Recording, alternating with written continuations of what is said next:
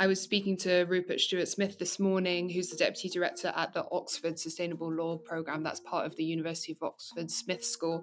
And he's been doing a lot of work around attribution science, which is a really kind of fascinating and growing area of climate law.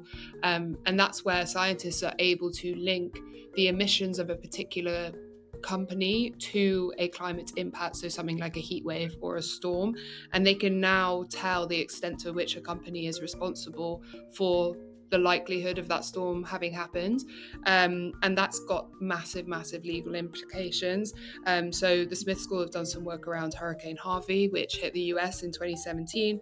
It caused around $13 billion in damages, and they were able to link 14 individual high emitting companies to the specific likelihood of the hurricane, and they were all responsible for around $100 million each in climate damages just from that one hurricane. So that's one weather event.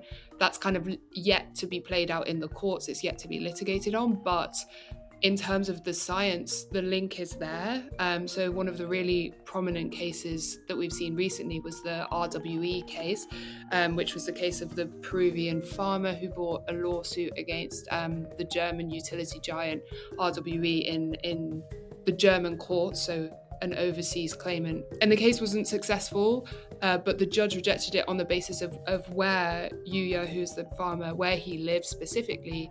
The judge didn't have an issue with the attribution science. So in terms of those kind of legal precedents, it's very clear that the space is evolving. It's now much more straightforward to link an individual company to a specific climate impact, and that changes the game really in terms of what kind of cases can be brought forward.